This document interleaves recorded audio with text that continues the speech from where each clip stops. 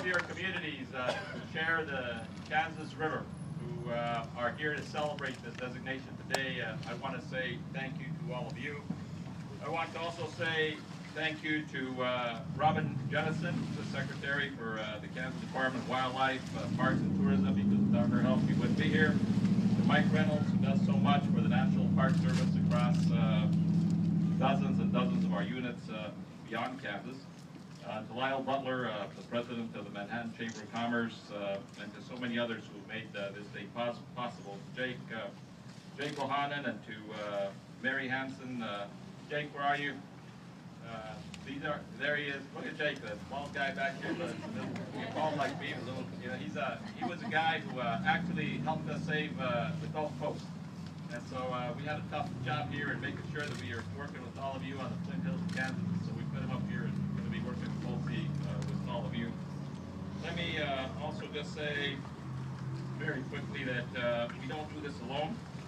We do this with a lot of other partners, obviously the state of Kansas, the landowners, the organizations that care a lot about the Kansas River and the Kansas River Trail.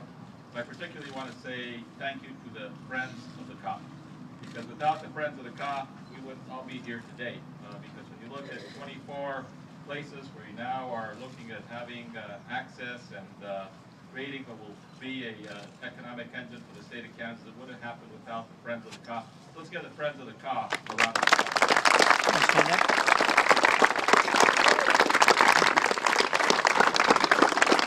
How long ago did you start working on this?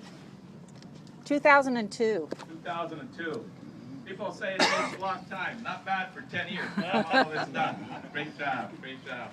I also want to thank the Army Corps of Engineers and two of the great agencies that I work with in the department every day, and that's the National Park Service and the United States Fish and Wildlife Service, our superintendents and others who are here today. Let me just say why this is such a special and important day for me. Last night as I came in to Kansas and I went out to the reserve and the visitor center there, and then coming here today, it's because Kansas and the Flint Hills are a very special place. As Secretary of the Interior, I have the best job in the United States of America and the cabinet. And so I get to see the Everglades in Florida, to get to look at what is happening in the Arctic of America and the Eskimo lands of Barrow and many of the villages up in the North Slope. I get to see the desert to the southwest and the Mojave and the Grand Canyon and the great rivers of Maine, the Penobscot and the Acadia National Park. So wherever I go, these are all crown jewels of America. But I can tell you today that right here in Kansas, the Flint Hills of Kansas, the last of the remaining of the tall grass prairies, 1.1 million acres, is one of the crown jewels of America, and you in Kansas should be right.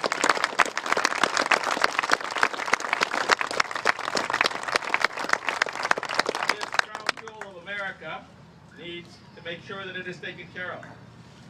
You need to take care of it in the way that you are doing, and having the great support and the leadership of the governor and his cabinet in making sure that we're doing everything we can to preserve the Flint Hills and the ranching way of life is something that is very, very important. So as I came into the Department of the Interior as its secretary several years ago, one of the things that we launched was the America's Great Outdoors program. And the America's Great Outdoors program, we're looking at making sure that, just like Teddy Roosevelt did 100 years ago, to create a conservation agenda, which is really the envy of the world across our entire earth, we are doing the same thing. So the cornerstones of our agenda under America's Great Outdoors are, one, protecting the landscapes of national significance. It's the crown of the continent in Montana and Wyoming, it's the Everglades in Florida, and one of those landscapes of national significance is the Flint Hills of Kansas right here. So that's one of the legs of this tripod. The second is focusing in on connecting up our young people to rivers and to parks. And so from New York to St. Louis to Los Angeles to Denver, Colorado, we have those kinds of initiatives going on. And the third is a focus on rivers and the restoration of our rivers and providing public access to our rivers. So today, as we are here in Manhattan, Kansas, I'm here to announce that we are designating the Kansas River Trail as a national river trail where you will receive the attention and the focus and the resources that's brought by our program to this very special place. It is one of the first 10 of these trails in the United States of America.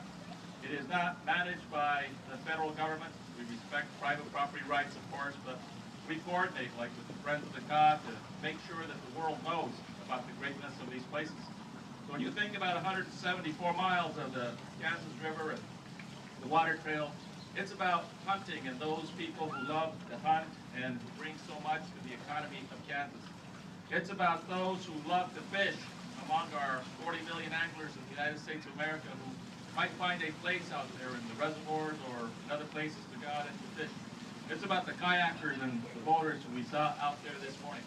Because combined, what they all do across this nation is they create somewhere in the neighborhood of 9 million jobs a year to power our economy. So when we look at Manhattan, as your great mayor here has done, or Topeka, or any of the communities along the Kansas River Trail, this is a magnet. Just like the Flint Hills are a magnet, so too is the Kansas River Trail, and the Friends of the Cod saw that a long time ago. It will bring people here. So by designating it as a national river trail, what it will mean is it will get the kind of publicity that we've been able to bring to other sites around the state of Kansas. This is one of the first 10 that was designated around the country. There are places like the Chattahoochee River in Atlanta, Georgia, other places all around the country where we are designating these trails. This is one of the very first ones, and we're very proud to do it here in the Flint Hills. So with that, let me just conclude by saying there's still a lot of work to do. When you think about the 1.1 million acres of the Flint Hills as a great example of preserving the ranching way of life here in the United States of America, we are committed on behalf of President Obama, on behalf of the Department of Interior, on behalf of Secretary Vilsack of the Department of Agriculture, to work with the ranchers to make sure that we stand up this national conservation area in a way that protects, preserves that ranching way of life forever and ever. And we will continue to put the spotlight on the Flint Hills of Kansas and on the discovery of the Flint Hills for all people who live here in the United States of America, as well as visitors that we get from throughout the country. And with that, what I would like to do is to call Robin Jennison up here so I can present. Where's the plaque I'm supposed to present? On the table, Secretary. On the table out here. There?